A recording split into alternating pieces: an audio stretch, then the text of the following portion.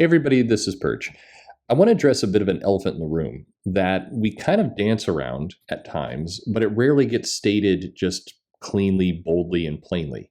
And I think there's a level of understanding that people on all sides of this whole comic book spectrum, whether you work for a publisher, whether you're a creator who's happy with the publisher, or maybe you're a creator who's not happy with the publisher but you need the money, or maybe you're a fan, or maybe you're a shop retailer, whatever you happen to be.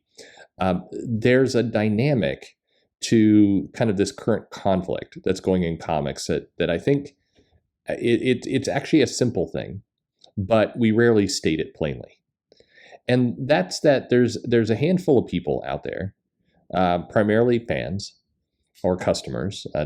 Customers is actually a better word, and I like that word better in this case, who would like to see the big two, would like to see DC or like to see Marvel fold, to go out of business. And they're rooting for that outcome.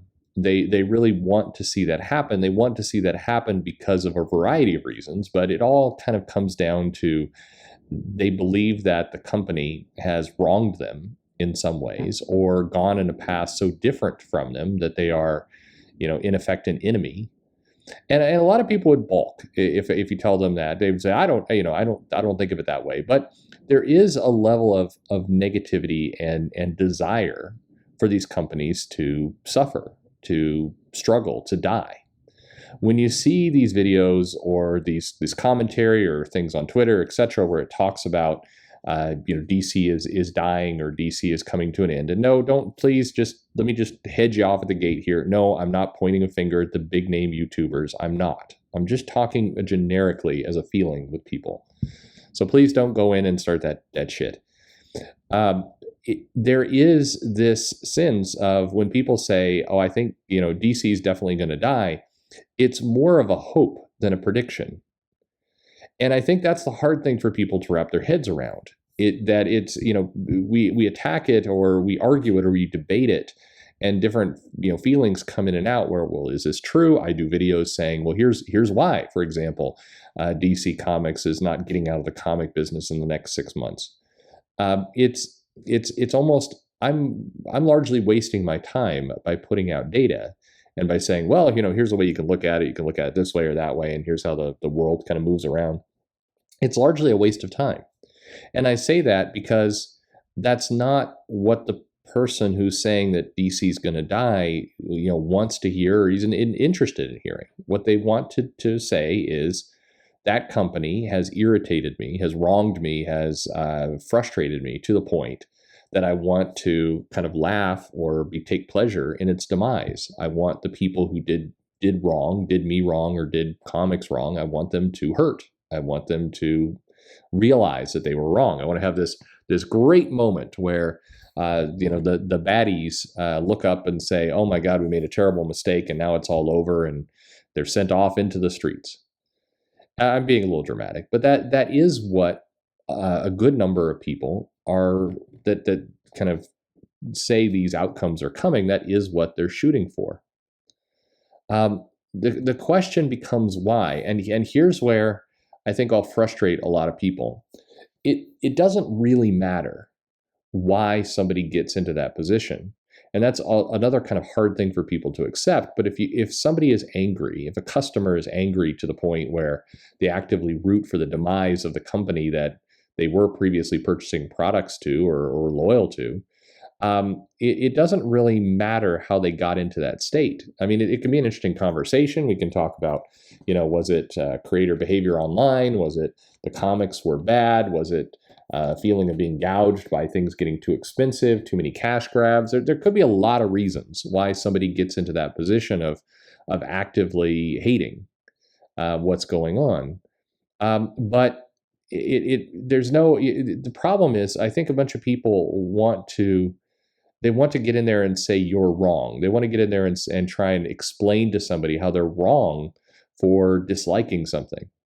And that's a losing battle. It's not, there's no point. And now I agree that's what goes on the internet kind of day in, day out, and that's what the internet is made of most of the time. But people are going to feel how they're going to feel.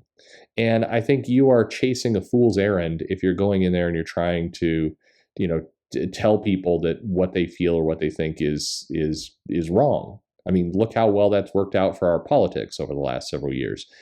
People are going to get themselves into certain states, certain ideas, certain positions in many different ways and for many different reasons. And they're not going to respond. Nobody responds well to being told you're wrong. You shouldn't think that way. You got to give them something else to believe in. You got to give them something to go chase to change their mind. But you can't just go in there and say, well, this thing that you believe, this emotion that you're feeling is just wrong and you shouldn't feel that way. Anybody who's a parent, I think, realizes this relatively quickly. Because if your kid is angry and they're frustrated or throwing a tantrum, whatever it happens to be, and you go in and you say, these emotions you're feeling are all wrong, just stop it. Like that doesn't work. A lot of parents do that, stop it. But you don't just turn off your feelings, like that. That's not how it works. But I've gone a little bit astray. Where comics are concerned, when we see people talking about kind of the death of DC or the death of Marvel or the SJWs have ruined comics or whatever it happens to be, a lot of this is, and this word's going to stick in people, make them mad, but a lot of it's wishful thinking. It's not based on necessarily data. It's not based on facts, because the problem is there's a ton of data out there, and you can paint those numbers almost any way you want. I mean, I've been doing this now for more than a year. I'm up to 3 videos a day for some crazy ass reason, and I can throw data at you all day long. I can play devil's advocate on both sides of this thing forever. There is enough data and enough analysis out there to pretty much, I could paint any picture you'd like me to paint in any direction. The only thing I can say is that the comic industry, as I've been talking about, is going through change. It absolutely is changing. That is one of those things that is an undeniable fact. It is changing. And it's kind of a sucker statement, because everything is always changing, always, all the time. The question of whether it's changing for better or for worse, somewhat in the eye of the beholder, but also it's not that simple. Life doesn't break down into just, good or bad. And those are the only two categories. There's a lot of detail, a lot of nuance to it. So it's best not to get trapped into that quagmire of talk.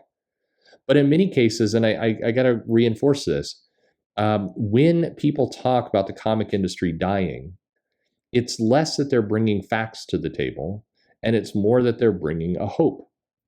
And I think that's an interesting thing that people need to wrap their heads around, particularly people who work within comics, the publisher, or at the very least, the leadership.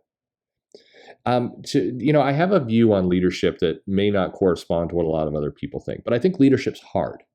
I think leadership is something that, you get a bigger paycheck, you get a lot more responsibility, a lot of power, a lot of control, but with that comes a lot of responsibility. I think Spider-Man taught us something along those lines some time ago. And it's why, like, if you become president of the United States, you have a tough job. You should have a tough job. You've got a lot of things right. And sometimes life isn't fair. It wasn't fair to argue. It wasn't fair to George Bush when the 9/11 happened. It wasn't fair to Barack Obama when the 2008 crash occurred. It wasn't fair to Donald Trump when COVID broke out. Now, lots of people can say, well, I like I like some of those people, I don't like other people, and they had a handle in how the response was and everything else. I mean, you can tie people to anything. But the reality is, when you're a leader, you're faced with tough things. You're faced with, things outside of your control coming in to detour your plans. That's normal. That's unfortunately what it means to be a leader. It's why you're paid the big bucks to make hard decisions. Life isn't always fair where that's concerned. And in comic books, there are a bunch of people who are leaders. And my biggest frustration in many cases with the comic industry is that I feel like the leaders in these companies largely are not very proactive and kind of choose to ignore real problems.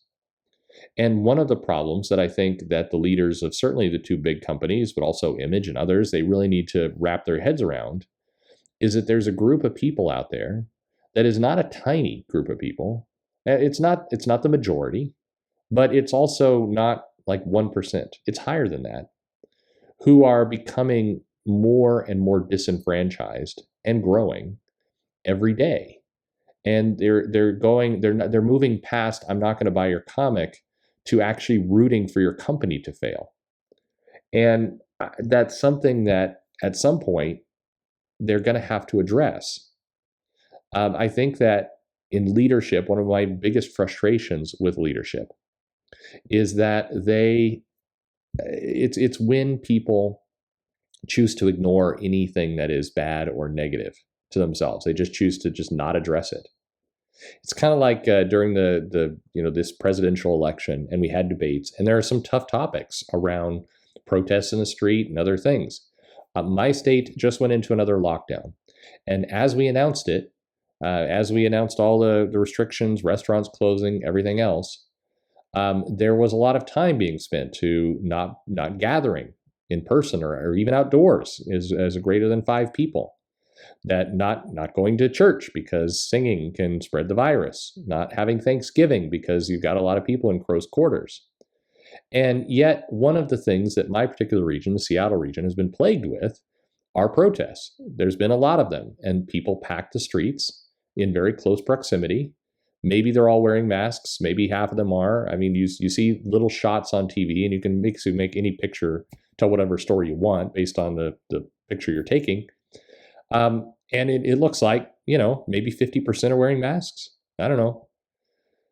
Why wouldn't the governor, when they're announcing these restrictions, also include, hey, don't go out and protest in close quarters? They're perfectly willing to say, don't go to, a church and in close quarters, don't go to a grocery store, don't go to a restaurant, don't go to your own Thanksgiving inside your home. But they leave that off. And they leave the protests off because it's inconvenient for them to address it. But fair should be fair. If we're going to worry about the spread of a virus by close proximity, that doesn't preclude any one activity just because it's inconvenient to you. And I bring that up because in comics, it really feels like there's a lot of ignoring kind of, the elephant in the room. The elephant in the room is there's a portion of fans who become so frustrated and angry with what you're doing that when they say, DC is going to die in 6 months, I don't think they actually believe it, but they hope it's true. And that's a problem. It's a major problem that you've got part of your customer base, not fan base, customer base, who wants you to die. You've got to do some soul searching. How did they get there? And again, maybe it doesn't matter how they got there, but it definitely matters how you get them out of it. And what I see with comic leadership and what frustrates me in it is that there's a belief of, well, that's somebody else's problem. Or it's, those are just lunatics, they can go away. Or don't buy my books, that kind of dismissive behavior. That is choosing to put your head in the sand and ignore the fact that you've got a problem on your hands. No sustainable business would say that, even put it this way, even if it was 5% of the buying audience, and I do think based on numbers and who's fled and everything else, I think it's higher than that. I don't think it's 50%. I don't think it's 25%, but I think it's higher than 5. There's a group of people out there who actively are rooting for you to fail and wake up every day and talk to each other, watch videos, push a narrative, maybe make videos urging your death. No sustainable business would let that go on. No sustainable business would choose to ignore that and just hope it goes away. But comics does. And so, food for thought. I think that there's real problems here that need to be addressed. And again, the reasons behind these, I'm sure in the comments I'll get lots of people talking about, one thing or another, SJW behavior in the creators, or whatever, weird incel behavior from the fans, whatever insults people want to throw around, really doesn't change the fact that this is a reality, that there is a problem, and it needs to be addressed. And if you have a group of people who will only be happy when your company goes out of business and everybody is fired and they're all out on the streets suffering and sad and realizing that their ways were wrong and they went astray. That's a screwed situation. Something we have to get our hands around. What do you think? Leave me a comment below. Join the dialogue. Let me know your thoughts. Like, subscribe, click the bell for notifications. Thanks for listening.